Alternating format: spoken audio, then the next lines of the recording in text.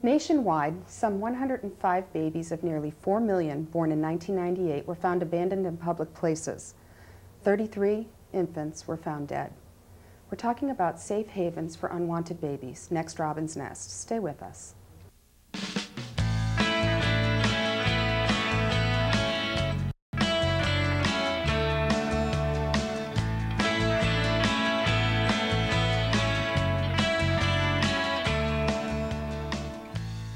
Welcome to Robin's Nest. I'm Robin Surdell.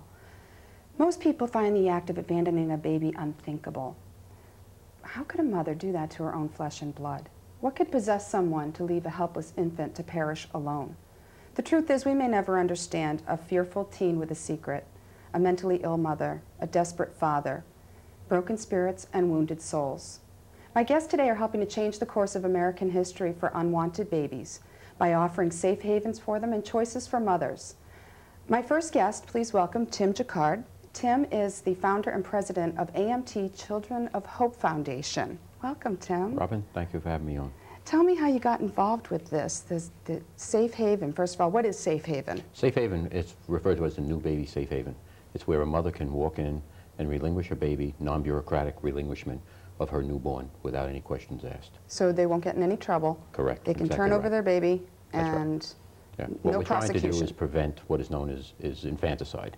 And infanticide, of course, is broken down into two categories, neonaticide and filicide. Neonaticide is the hard point where we really focus on. That's where the baby dies within the first 24 hours after birth. Okay. Now, in 1998, we had a rash of infant abandonments and neonaticide cases across the country. In Houston, Texas, 13 babies in 10 months. Mobile, Alabama, we had 13 babies found over there also in a less than 6-month period. And in New York City, we had the same thing, 13 babies in a period of 10 months. In a 90-day period, how I got involved in this, I had to respond to 4 separate cases.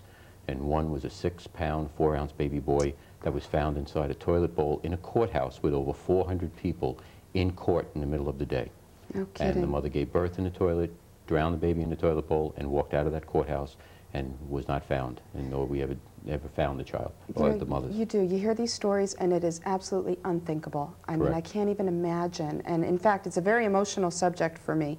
You're a paramedic? Yes, with Nassau County Police. With Nassau County. And how did you get involved with this? You started getting these calls and responding to them? Well, after I received the four calls dealing with these babies, I tried to take legal custody of the child and actually adopt all 4 babies. No kidding. And in the process of doing that, I'd have to adopt the child just like I would with a normal child, and with thousands of dollars to do that. Well, I found that in the law also that we have what is known as a health proxy. I can become a health proxy, which I did, and the only thing you can medically do for these children is give them a decent burial. And that's how I actually started to bury the babies. I bought an island at Holyrood Cemetery, and that's called the Island of Hope, where we actually have 36 babies buried there. And that was the first in 98, 99, and the early part of 2000 is when we had the most influence in being able to change the course of history on these babies. And that's when I met Jeannie Morrison in Texas in 1999, and also I met a gentleman by the name of John Tyson in Mobile, Alabama, district attorney. Legislators across the country deemed us the 3 Musketeers. Okay. And that's how that particular term came about. It's an adventure, though. This is an amazing thing. And we managed to be able to change it and have 35 states pass their safe haven laws. And in that period of time, we went from actually seeing an increase of neonaticide by 43% down to a drop of about 23%. Last year, we were averaging 15 to 20 babies a year in the metropolitan downstate area in New York. Last year, we buried 4 babies, which was a sad event. But we rescued 13 babies alive, non-bureaucratic relinquishment, and also managed to be able to arrange through proper adoption agencies the adoption of 23 babies.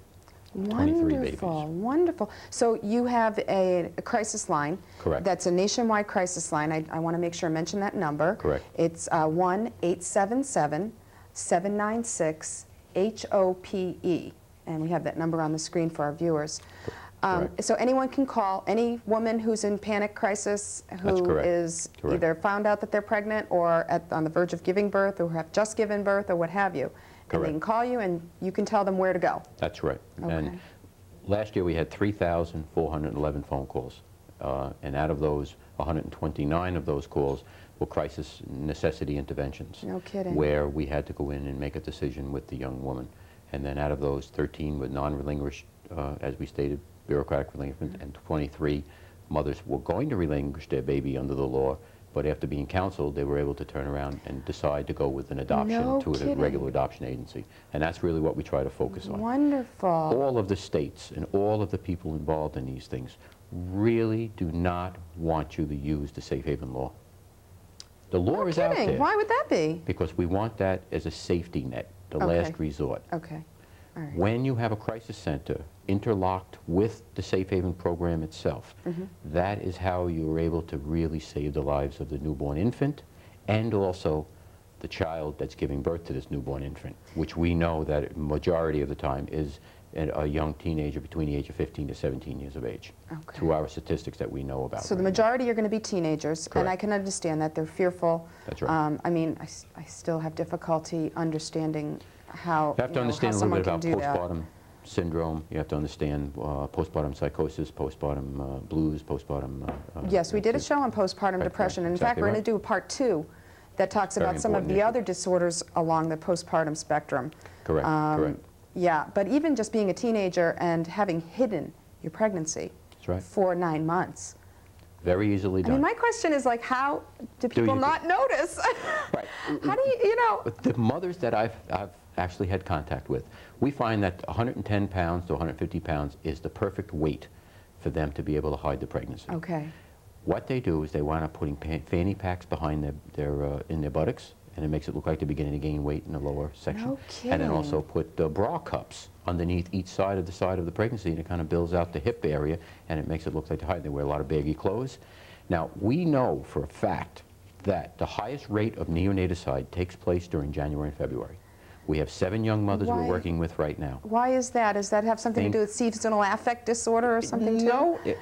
Think back. What do you have? 9 months prior to that, 8.5 months prior to that, summer. You have senior proms out there, summertime coming around.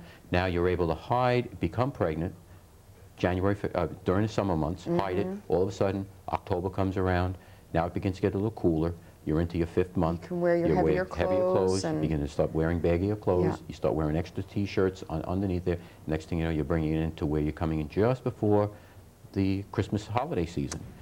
Now you have the break in summer break, I mean winter break, and now you're able to continually hide that pregnancy and go right onto it. Plus, you're dealing with a lot of single-parent situations here.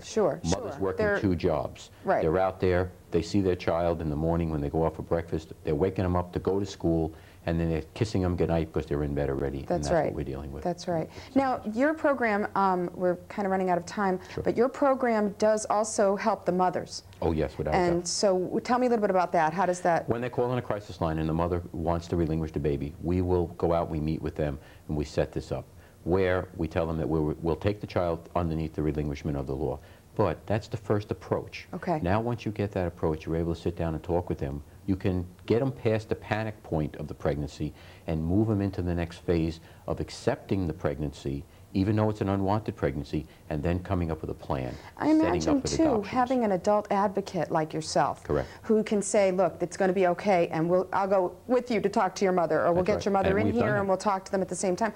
That in itself has to be that icebreaker where this child is no longer isolated, and I say child because I mean child, is no longer isolated as a person who's got this big secret. That's right, and we role play with them also. I pretend I'm their father, or Mary or one of the other counselors will pretend that they're their mother, and then we'll yell, we'll scream, we'll go through the same aspects that the mother would go through, through the denial part of it, then acceptance of it, and then finally being able to console the young girl. And now we're ready for them to go in and actually speak with their parent. Now, your program is a model program that other states can go by, and you have that information available. So it's on a webpage. If people are interested, they can go to www.amtchildrenofhope.org, and if you didn't get a chance to write that down, it's also on our website. You know, I do have great difficulty putting myself in a teen's shoes. But you have a video that you brought with you. It's a public service announcement. It's a public service announcement that's been seen in movie theaters and all over the place. And I do want to show it because it had such tremendous impact on me. It actually has saved, I would say, at least 6 of the babies They had seen it, and we received a phone call. As soon as it airs, we know it because of the increase of phone calls coming in on the crisis line. Let's roll that video.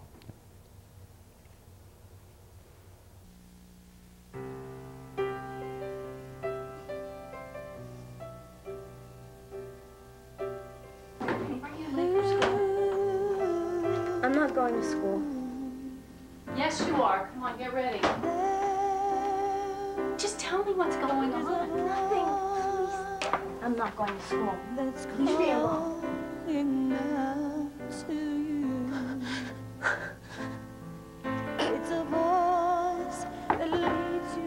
Honey, are you okay in there? Just go away! When you're lost or troubled and confused, there is a child that can hold you.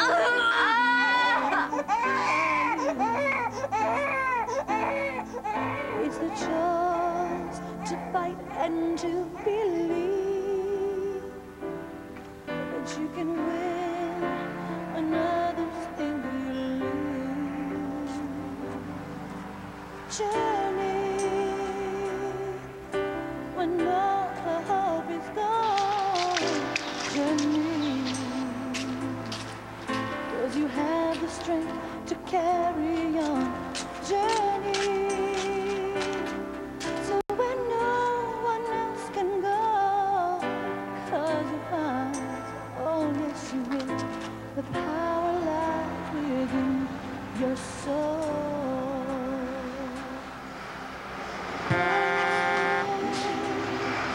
There'll be time when it seems too much to bear, when you need help to hold on, just reach inside your heart. Hi, I'm Samantha Cole. If you just had an unwanted baby, don't panic. Under the new law, you can leave your baby at a safe haven within 5 days and not be prosecuted. A safe haven is any responsible adult who will call 911 and/or health organizations. Or you can call 1-877-796-HOPE. That's 1-877-796-HOPE. No one else can go, 'cause you find, oh yes you will, the power lies within your soul. I can't help but feel happy when the girl runs back for the baby after seeing that Isn't it great? announcement. It is great. We're joined now by Connecticut State Representative Ann Dandro. Representative Dandro has served on the Select Committee on Children for 6 years. She was instrumental in introducing the Safe Haven bill to Governor Rowland here in Connecticut, and that was passed recently, In the year October of 2000, it became implemented for the first time. October of 2000. That's right. So tell me, how did you get involved with that? That's, I was reading the paper one day and had heard that the chief of police in Meriden had many, many years ago gone outside and into the park and found a frozen baby. They named, the police department was so moved, the Meriden Police Department, by this, that they called the baby John Paul, buried the baby, and every year, which is just around this week, they have a memorial service for John Paul, and the whole police department still goes and remembers. No kidding. It was a tragic effect on them. And the police department and the chief came up to testify before the committee on the Safe Haven bill, Okay. and were so supportive of it. That's great. That's great. And I don't understand why anyone wouldn't be supportive of something like this. It's a necessity. I really think so. The, I guess a federal law has now passed that's going to allow some funding for Safe Haven for families and for children. Is there, we're going to be developing a program here in Connecticut for that, do you think? Well, the Safe Haven legislation that passed allows any mother to bring the baby to emergency room. Okay. The requirement is that they must hand it to a medical staff person. Okay. And then they will be asked if they would like to volunteer their name, address, any medical information. They do not, and I repeat, they do not have to give this information. They don't have to. Okay. They will be given an ID number and they leave. Within 24 hours, the Department of Children and Family, if the baby is in good health, will be picked up and placed in foster home. The mother has 30 days from the time of the drop-off at the emergency room that she dropped the newborn off to change her mind. Okay, good. Or good. to decide that perhaps she wants to talk to her family about it, or perhaps grandma wants to see what they can do. And they can work through the Department of Children and Family, who will offer them service, counseling, and whatever else is needed. If at that time, at the end of the 30 days, the mother does not want to pursue this, the termination of parental rights will begin. Okay. And that will allow us to get those newborn babies out there very soon for adoption. And that's what people really want to adopt, is the newborn baby. Sure, and my understanding is that many of these babies are healthy. Correct.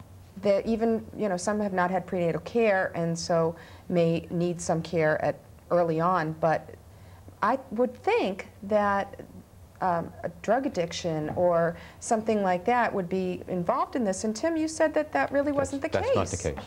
Out of the 13 babies last year that we've had, we had one with alcohol fetal syndrome, and the other 12 babies were all clean, and they all came back HIV negative, hepatitis negative, and also drug negative. So these are healthy babies that healthy babies, and families, many families waiting to adopt. Correct. Many. And I think the sad part of it is that many of these girls are very young, and they're very scared. They're very frightened, and they panic. They don't know which way to go. Many of them go through a very traumatic childbirth all alone, without any sort of medical attention or anything else. And I think they panic and just want to forget it and dump the baby. You know, unfortunately, we've had one death. We did have one recently in Connecticut that the girl was a waitress at the diner and did put the baby in the trash can, and we did manage to save it. But, you know, my concern is that every time I read of this, I think that we haven't gotten the word out enough about the law in Connecticut. You know, any death of a child is tragic, but the preventable death, if we could only let these mothers know that there is no prosecution, just bring that baby to any emergency room and hand it over and walk away.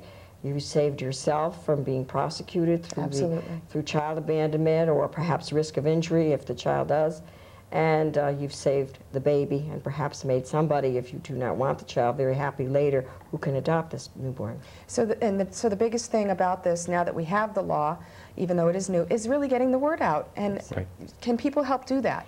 I believe so. I've been talking to a lot of high school classes and junior high classes, and they really want to make it their project. That's a good place to start. And they want to put the word out. Some of them have even cut radio announcements, put posters in supermarkets. Yeah. And I think public awareness and knowledge of this is what's needed in Connecticut. We haven't had a lot of dollars to really get the word out. We do have this pamphlet here. Now, this pamphlet can be acquired by calling InfoLine? Yes. 211, real simple number, 211, InfoLine. If you're in crisis and you're looking for some help through the Baby Safe Haven laws here in Connecticut, dial 211 and you'll be directed to counseling or to the nearest hospital emergency room.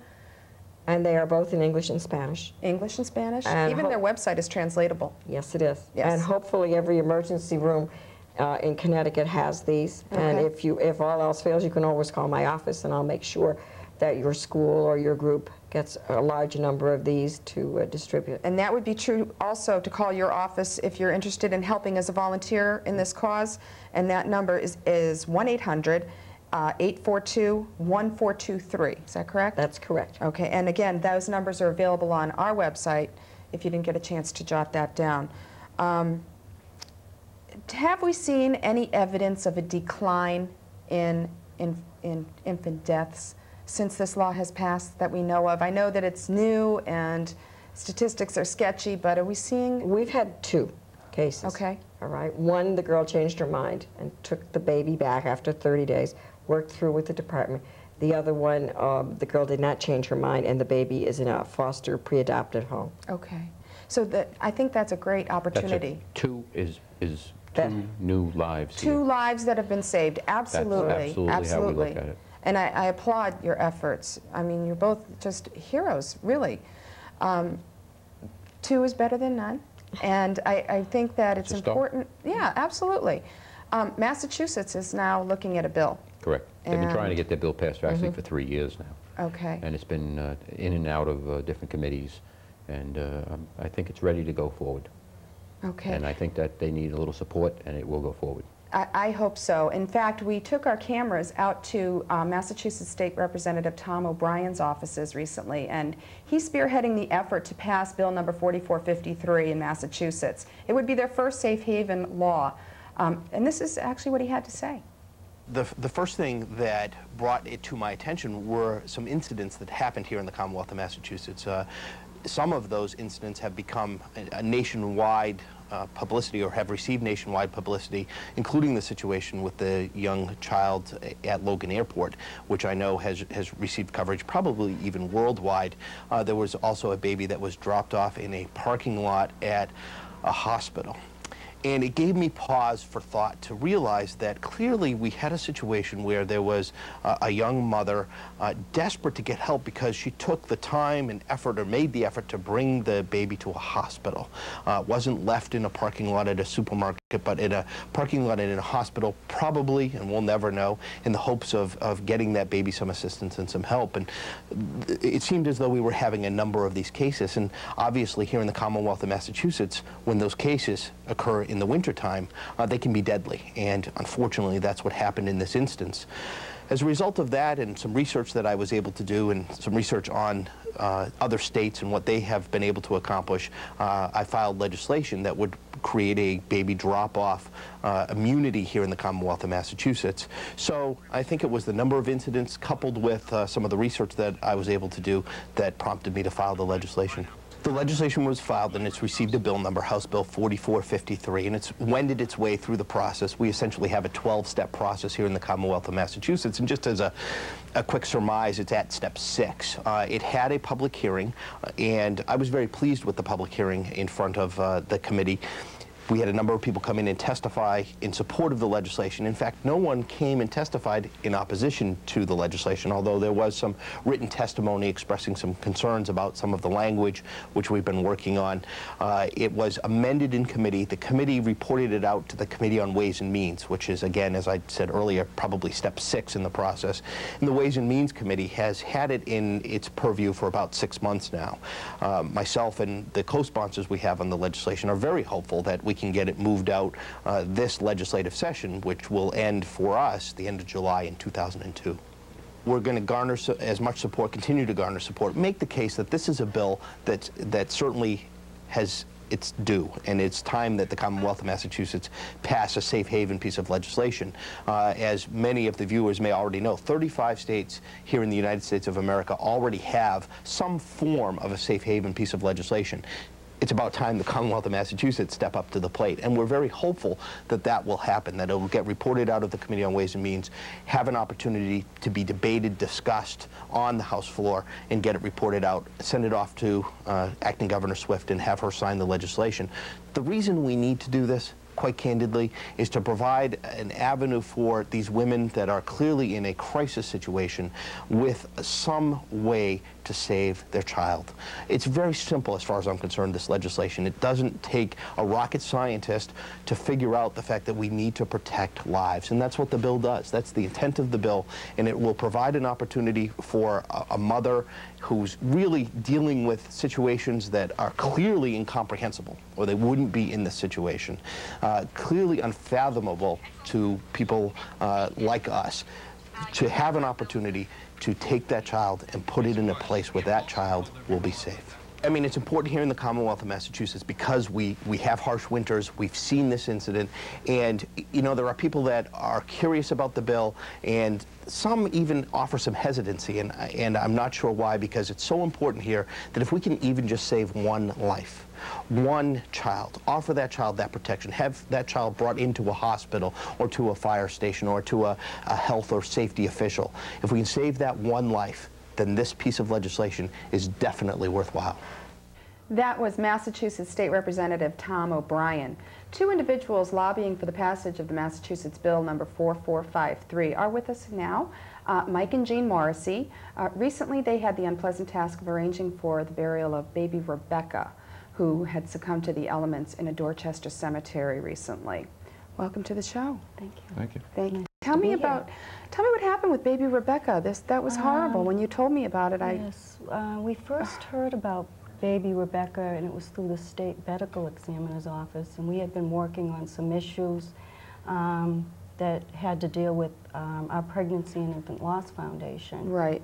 The Bonnie Babies Foundation. The Bonnie Babies Foundation. And we've been dealing a little bit with respective burials for babies that died before or shortly after birth, and trying to support the parents throughout that. And we got the call from the medical examiner's office, and they told us about the little newborn baby that had been left abandoned in a Boston cemetery. And Unbelievable. they presumed that she was about 2 days old, and possibly, more than likely, she died of exposure. Yeah. This was late in October. It was cold. It was cold. It was probably Halloween night. She was left in a cemetery. And now you kind of took the bull by the horns and made arrangements for her burial. We wanted to make sure that at least she had a respectful burial and that she had people that did care about her. And there were some very caring people in the state medical examiner's office. That's great. And they are the ones that named her Rebecca. Okay. And we came up with the name Mary because it was after St. Mary's Cemetery. And that's where she was found and also where she was buried? Also where she was buried. Okay. Just only a few yards from where she was found. It's a terrible tragedy. It was. Terrible It was the most. Rebecca was such a beautiful and perfect baby in every way. Unbelievable. And would have been so many people that would have loved to have her. Yeah, to have adopted her. And now you've decided to lobby for this bill. This has a little rattle on it. Isn't that cute? It was after the funeral we found out there were 35 states that had passed these safe haven laws. But not Massachusetts. But not Massachusetts. And Massachusetts is one of the few that haven't. So you've been talking with Representative O'Brien, who's spearheading this effort, and what can people do who are interested in helping you to push this forward in Massachusetts? Well, in talking to Representative Tom O'Brien, he had been doing a lot of work in the last year, and previous to that, another state representative had filed the bill, and it's actually been in committees stuck for about 3 years. And when we started to learn about the 35 other states, those 35 other states all filed and passed their bills in the same 3-year period as Massachusetts. Okay. So after going through this horrible point of burying a baby that was just left in a terrible tragedy, learning that, well, potentially this may not have really needed to happen. So we learned that Massachusetts has a bill, House 4453. It's actually called House Bill 4453. There's bills in the House and bills in the Senate. Okay, so people can, how do they get in touch with whomever to support this? They can go in and vote, they show up at the hearings? Well, the hearing's already done. It's already gone through the public appeal, public hearing. The best thing to do is call your state representative and your state senator and tell both of them to support the House Bill 4453 or the Baby Abandonment Bill. We're out of time. I just wanted to cut you off for a second there. I can tell you that Massachusetts needs to get on the ball and go ahead and pass this bill. Thank you both for joining me today. I'd like to thank the rest of my guests today, Connecticut State Representative Ann Danro and Tim Jacquard from AMT Children's Hope Foundation. We'll see you next time at Robin's Nest, where we're here to help you raise your precious gift, your child.